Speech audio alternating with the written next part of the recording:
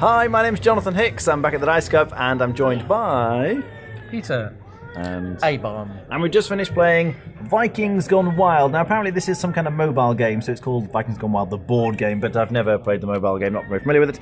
Don't know how much it has to do with it, but this is essentially a deck building game. So, like many deck building games, you draw a hand of cards, and there's two main resources in this game. You've got beer and gold. And then all the cards on the board here are cards that you can buy, so the cost is at the top right. And you can buy extra cards to add to your deck, so they would be along the top there. You can see the cost here, you're paying either gold or beer to buy cards, and they'll do various things, like maybe give you some more beer, or let you steal gold from someone else's building. The buildings are these ones, which are quite important. So you can buy buildings that will produce gold or beer, will store gold or beer, or help you get some extra cards. And then as you go through the game, the buildings don't go into your deck, they go into a tableau in front of you. And you can get several, so I've got a few breweries producing lots of beer and gold and things, and you can store it. Any that you don't spend on your turn is lost unless you have the appropriate storage building. That's why it's important to get those storage buildings. But then the other main thing you're going to do, if you have the right cards in your hand, is attack the other player. So you've got some Viking warriors. You can also purchase, for beer, of course, is the currency of warriors. You can buy extra warriors, stick in your deck, and then you attack other people's buildings. So if I wanted to attack Peter's building here, you're looking at the defense number at the top left, so that would be 3, for example, and you send your Vikings on your turn, and as long as you have enough strength, then you will stick a damage token on his building, potentially get some reward from the building. But the main thing you're trying to do is get victory points by attacking the buildings. It doesn't penalise Peter very much to attack him, so it doesn't matter too much if people are attacking you. But the more different things, more different buildings you attack, the more points you get each turn. So you're trying to attack a bunch of different things to get points.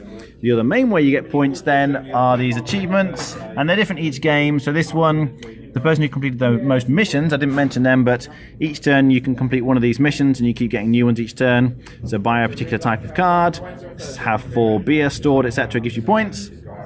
This one's the most gold, this one's the most buildings, this one's the most of a certain type of warrior, the big guy over there. So you scroll along the bottom here, you get these extra cards, which are super powerful when you go past certain spots. These ones here to add to your deck. And you cycle your deck in the usual way. So you're trying to get points by attacking and by endgame scoring primarily. All right, what do we think? It's a very smart game.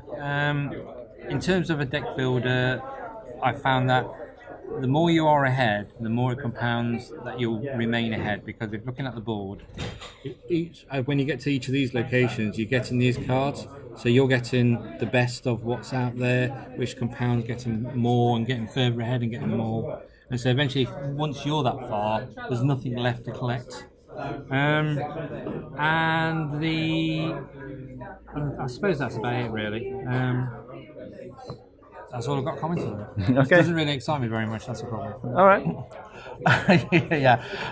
The rules are pretty simple, but what I found is the phasing of it takes a little while to get your head round. So I was a little bit slow just at the start. It was only towards maybe the last third of the game, but I thought I actually understand what I'm doing now.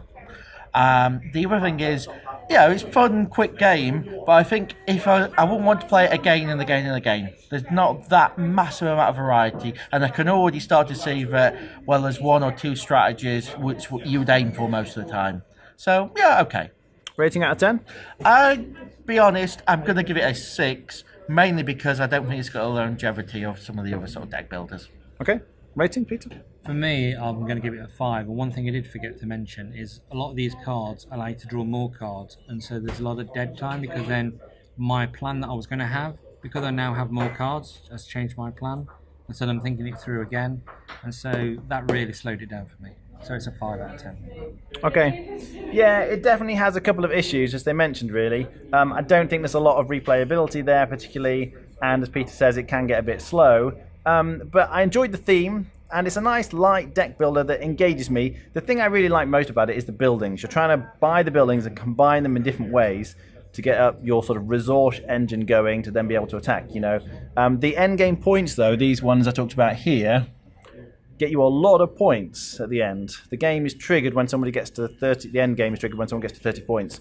and there's potentially 24 points available from the end game scoring, so it is really big, and it can feel a bit disproportionate. You feel like you want to get points for attacking, but actually getting lots of gold or whatever it is they are asking you to do for that particular game can make more difference than most of the attacking that you've been doing all game. But I did enjoy it, and I give it a 7, I think. I'd happily play this a few more times. All right, thanks very much for watching. That was Vikings Gone Wild.